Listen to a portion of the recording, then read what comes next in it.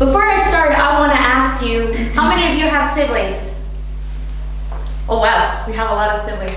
All right, I want you to picture this. All of you who have siblings, those who don't, I'm so sorry, you're not going to be part of my activity. Remember that time when you were little, maybe it was your little sibling, and you accidentally broke something of your parents. So they come to you, but you broke my glass. And you're like, all right. So thank you so much for participating. I hope you all had a really nice moment remembering your childhood. Next thing, this is for all of you, not just for the sibling persons. How many of you have lied in your past? We all have, right? Awesome. The truth is we all have lied. Doesn't matter if you didn't raise your hand. I know you have lied at some point. A common example of lies that we see in our daily lives are politicians. They all lie all the time, right? Kind of a controversial topic. So, we grow up being told that lying is bad. Don't lie. Be truthful. Be honest. But I think the most dangerous kind of lies are the ones that you tell to yourself. Things like, everything's fine. I am okay with this. It's enough. Well, spoiler alert, people. It is not okay. It is not enough, and you are not okay with this. So I have another question for you.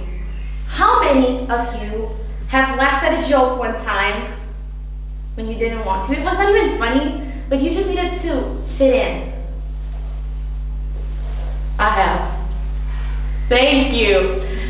How many of you have stayed silent because getting your opinion out would cost you your friends, maybe the room or something? I have. How many of you have to hit something that you love because it was too much? I have. We all have done this in the past, and when we do, every single time we trade our soul for acceptance.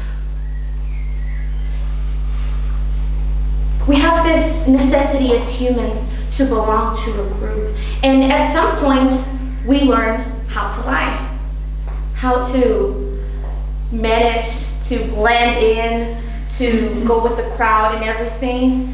The truth to all of this is that in the way, in that path that you're going, just trying to be with people, do what they do, you lose yourself to please others.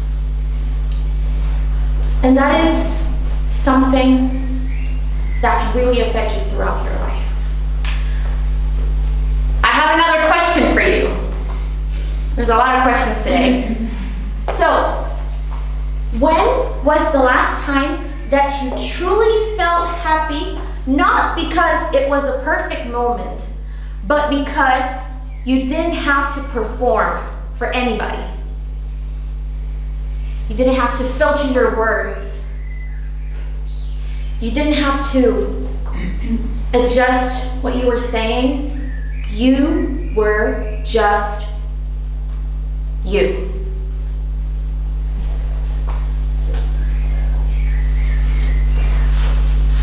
Now, lying to yourself, lying to others is one thing, lying to the world is one thing. But lying to yourself is betraying who you are. That's why there's a secret that nobody tells you, but in this case, which is a very specific case, the truth is never your enemy.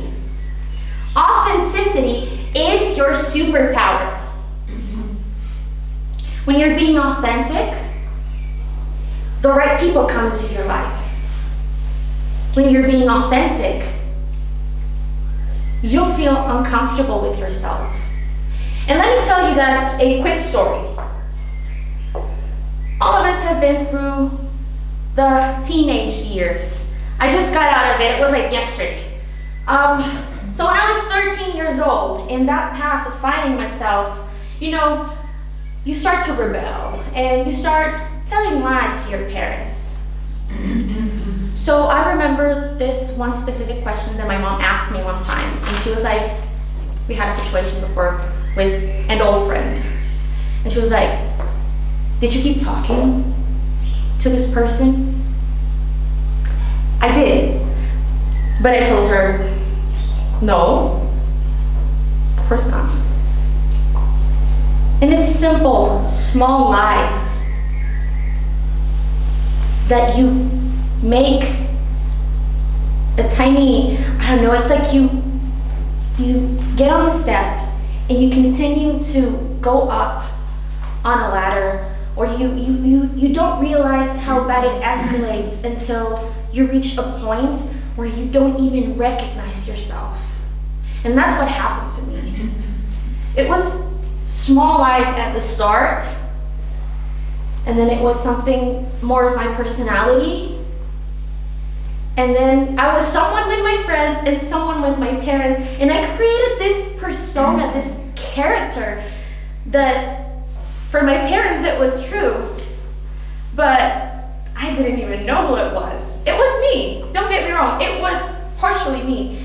But when they found out, which was not so long ago, let's say 3-4 years, 2-3 years, something that happened in the path that I was going to understand or find my own identity, I lost it. And worst of all, I lost my parents' trust. You hurt the people that you love when you lie to them.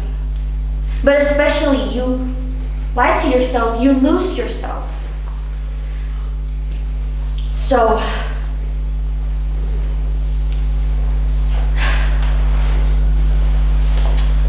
I started doing some things, simple things like saying truth.